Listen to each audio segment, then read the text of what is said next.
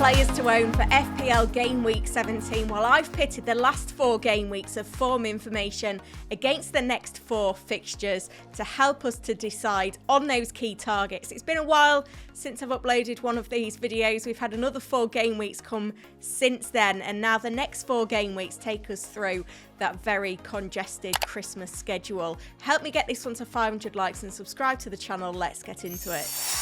Starting off with the form charts then, and the biggest thing to take away from this is that there's huge variation here between the top of the table and the bottom. Looking at what's going on at the bottom then, it is a concern to see Brighton and Aston Villa down there in the bottom third of the table. 2 sides that we tend to think of as strong attacking outlets. It's not been the case over the last few game weeks, that's for sure. We also see Arsenal dropping down out of the top 5 after that 0-0 against Everton, which came as a little bit of a surprise after a good run of form. It certainly looked like a fixture to target. The teams 2nd, 3rd and 4th, there's not a lot to split them. We've got Newcastle and Brentford tied on 3rd with Liverpool just ahead of them. Given that I've just sold Brian and Burmo, it is a concern to see Brentford flying so high still. Hopefully that transfer doesn't continue to punish me. But also Chelsea, they're so far in front of the rest, it's just ridiculous. In terms of their goal scoring outlet over the last few game weeks, they're significantly ahead of anyone else. A 3-0, a 5-1, a 4-3 and a 2-1. So we have to take note of that now. Palmer is perhaps not enough from this Chelsea side. Let's have a look at the fixture chart next then. This is taken from Fantasy Football Hub's fixture analyzer, filtered by attack difficulty over the next 4 game weeks, and you can get this fully customizable with a 30-day free trial this Christmas. That will cover you for the next 5 game weeks, so it's well worth getting. We see Manchester United and Nottingham Forest in the bottom quarter of this fixture analyzer, which is a little bit of a concern if you own their assets right now. And it doesn't make it the best entry point, certainly if you are looking to bring in a Bruno Fernandes or an Amad Diallo this week. Chelsea is starting to get drawn into it as well, with their scheduler being a bit of a leveller now, especially given their form. It means that maybe we don't need to be as hot on them as maybe the form charts suggest. But let's have a look what's going on at the other end. Some interesting teams in here. We see Liverpool in 3rd place. Are they a team that we need to now be thinking about doubling up on in attack? Are there options there? Well, we'll discuss that shortly. Aston Villa are in 2nd, which maybe gives us a little bit more motivation to stay invested in that attack despite some poor form in recent weeks. And the team out in front is Fulham. If you look at the next 3 fixtures that are at home, Southampton, Bournemouth, Ipswich, they've got the schedule to prosper. And when Gianni Patici on the FPL Green Room podcast yesterday was suggesting buying Raul Jimenez, I was absolutely not on board. But having seen these charts, it is a consideration now. I can see exactly where he's coming from.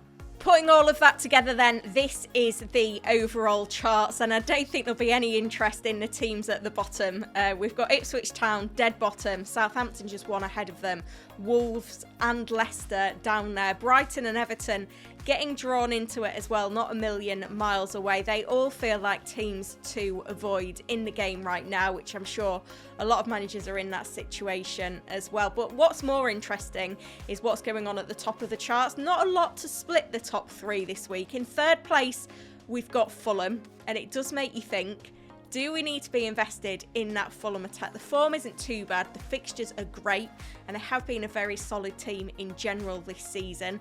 In 2nd place, it's Liverpool. There's an argument to be trebled up on their assets, given their form and the schedule coming up as well. And I think their assets are good buys for the long term when we know that there's a double game week coming in the not too distant future, having missed the Merseyside derby. And then the team in top spot, it is Chelsea, massively helped by their form.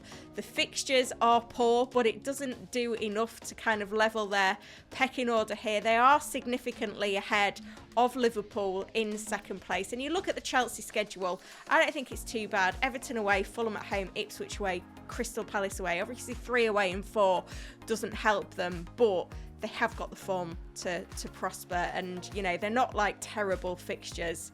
So let's have a look at the best picks to own from the top 3 teams. Having looked at Fulham's fixtures, I do now think that Raul Jimenez is an option. 7 attacking returns in 12 starts this season. Just the 1 goal in the last 4 game weeks. He did get a rest in that schedule as well. It is a concern to see Muniz coming off the bench and doing well. But Jimenez still feels very much like the number 1. As things stand, this could change, but you do think with the fixtures that perhaps Jimenez can prosper anyway. A huge goal against Arsenal in game week 15 was very valuable for his team anyway. Obviously, a little bit of rotation there. That's the only thing. You're not guaranteed to get 90 minutes from him week in, week out, especially over this congested schedule. But they've got the fixtures, so, you know, if anyone can do it, then Jimenez can do it looking at those games. Moving on to the team in second place, and the player that I've picked out here is Diogo Jota, who returned from injury to play 11 minutes from the bench against Fulham. Looked really lively, actually. Scored a goal, and he could have had another. He could have had an assist as well. You look at his output over the first 8 game weeks of the season. He produced 2 goals and 3 assists.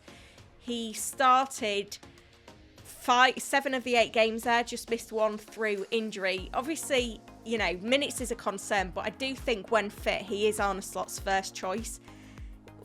I kind of want to give it the Spurs game before investing, but for a Boxing Day punt that involves Leicester at home in game week 18, then West Ham away, and then Manchester United at home in game week 20, I think Jota's worth a look. He's a player that's got massive upside, so much potential in FPL, and it's the first time I've felt that maybe doubling up on that Liverpool attack is a valid strategy once again with Jota fit.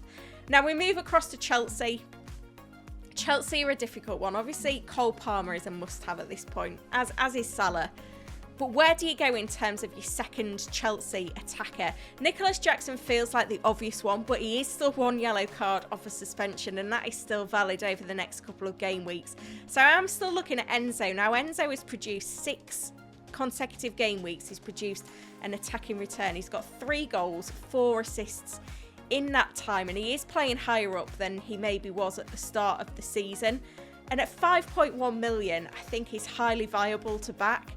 The fixtures, yeah, there's away games in there, but they're decent away games. So I really think that he can become a very good option in this period. I think it's important to double up on the Chelsea attack, and he's a budget-friendly route into that double up with Cole Palmer now in excess of 11 million. So it's a move I made last week to bring the double up in with Enzo, and I think it's something you should really consider for this game week. If you found this form versus fixtures video useful, give it a like and subscribe to the channel as well. I'll be back on Friday for the press conference stream. The expert short will also be live for Friday as well. Thank you for watching.